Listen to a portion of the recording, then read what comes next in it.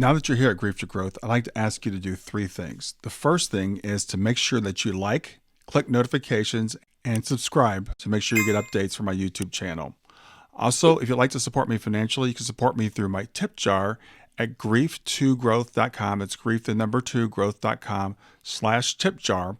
Or look for tip jar at the very top of the page or buy me a coffee at the very bottom of the page, and you can make a small financial contribution. The third thing I'd like to ask is to make sure you share this with a friend through all your social media, Facebook, Instagram, whatever. Thanks for being here.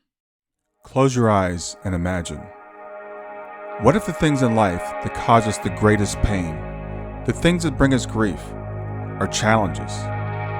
Challenges designed to help us grow, to ultimately become what we were always meant to be.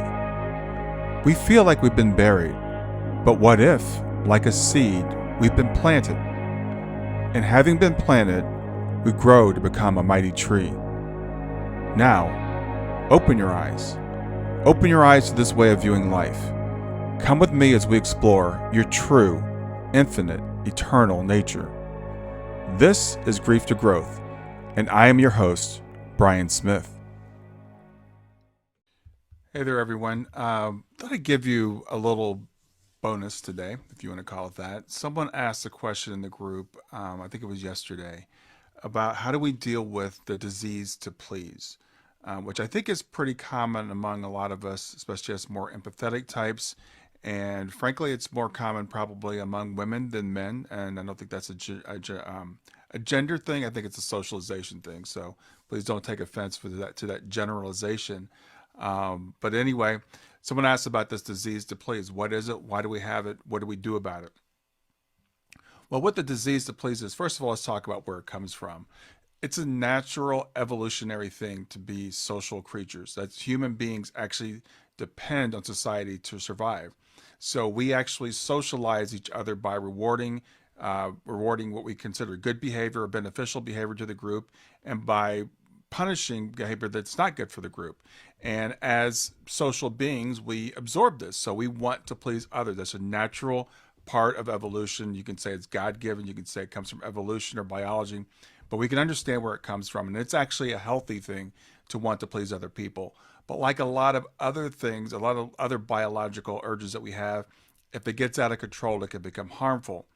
And it becomes harmful when people please others at the detriment of themselves, where we start to not take our own needs and wants and interests into consideration, and we want to please other people over that. So that comes from more getting your self-esteem from other people and a lack of self-esteem in yourself. And what we do is we actually, a lot of times, will work for praise.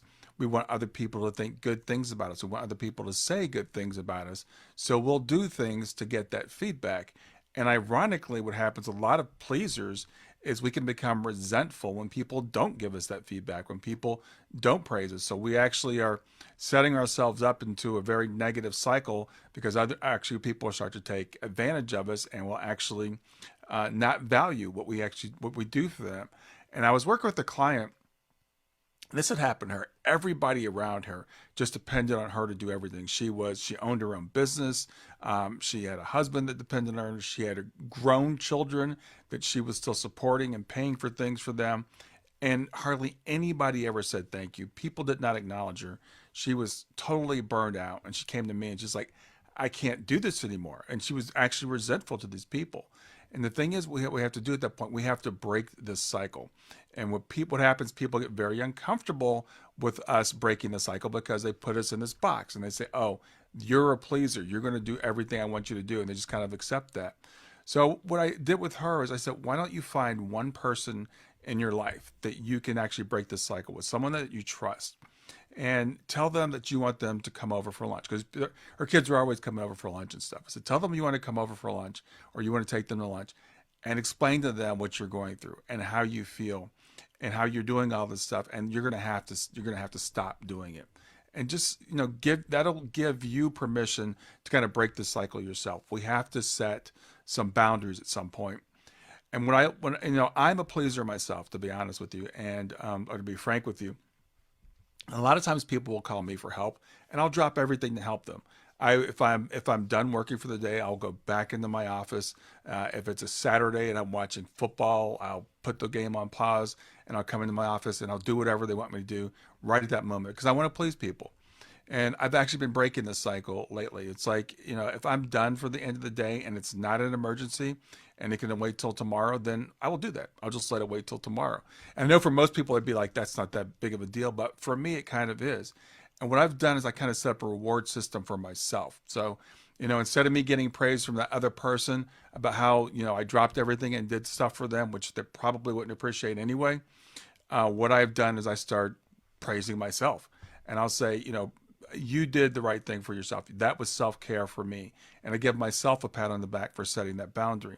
So this is a matter of balance, right? We still want to be sociable. We want to be helpful. We want to be seen as that. And we want to play our part in society and help people out.